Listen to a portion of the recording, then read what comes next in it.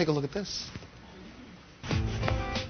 My name is Ephren Taylor, CEO of City Capital Corporation, which makes me the youngest African-American CEO of a publicly traded company. I manage tens of millions of dollars in projects, development, and assets, and even private finance. Also have a diverse client base from, regular Wall Street investment bankers, stockbrokers, churches, nonprofits, and institutions, to even sometimes celebrities. Every day is different. I'm here in San Francisco doing a book signing for my new book that just came out, Creating Success from the Inside Out. In a couple of hours, I'll be going over to speak with a community event for youth. Financially, some say that I would be successful, but that's not how I measure success. Success is measured by the impact that we make every day. And I really think there needs to be more examples of young people out there doing positive things, not only in the community, but also in the business world. And really showing, different examples of how, you can overcome a lot of obstacles, but also be successful at the same time. Today I enjoy a life of wealth, notoriety, influence, but it always wasn't like this. Let's go back. I made the comment that you started this at age 12, which would give people the implication that you were wealthy before 12. You weren't. Talk about your youth. Coming up, pretty much, we were in Mississippi, which is the second poorest state in the Union. In Carlisle, Mississippi, the house we lived in had a tin roof.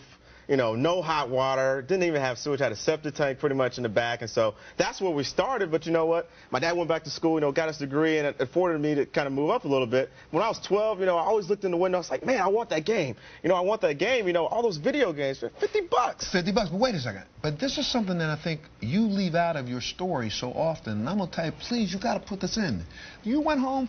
Tell them, you created your own daggone video game, did you not? Yeah, I got on the computer. We didn't have a computer at the house because they're $4,000. So we can't get a video game, we ain't got no computer. Correct. So I'm staying after school, basketball. I can't play basketball, so I'm on the computer, programming this game, and I'm like, man, you know what, this is cool. But when you start to do things that are great, other people begin to take notice.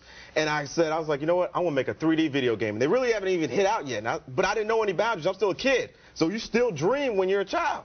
And so here I am, I go on the computer, I go to work, make this 3D video game. Somebody walks by and says, that's cool. Can I buy it? And to a brother, that's the last thing you want to say is, can I buy it? So I made that copy on the disc. Before you know it, the rest was history, and I kept programming. And I always wanted to be like a basketball player or something. But one day I saw a magazine, I saw how much Michael Jordan made, his $90 million. I'm like, man, Michael's doing pretty well. Then I saw Bill Gates with $90 billion, and I was like, let me get on over here with Bill Gates. We're back right after that.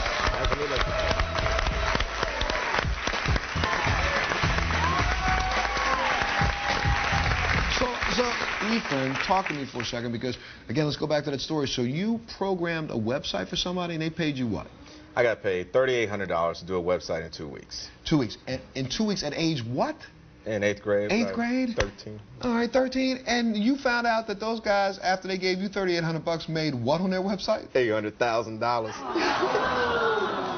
Wrong side of the equation. That's right. And you said, that's it. Yeah, I pretty much said, skip this. I will never get anywhere unless I'm in control or own the system. So I went on to high school, ended up creating my own internet company, raised $750,000 in high school. In high school?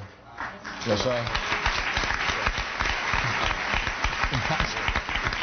And then, I said it before you walked out, I said that your net, I don't know if it's net worth, but your companies have assets of over $150 million.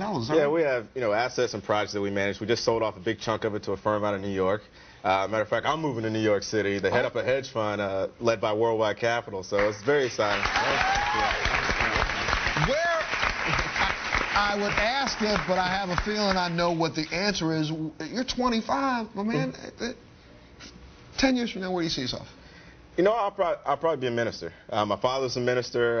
One of my goals this year is definitely go around to about 35 to 50 churches if I can, talk about stewardship, but building wealth in our community, especially underserved populations, and helping them to become self-sufficient. Because I just hate seeing us using these excuses for our social ills of the community when the community has the ability to deal with them themselves, not be dependent on anybody.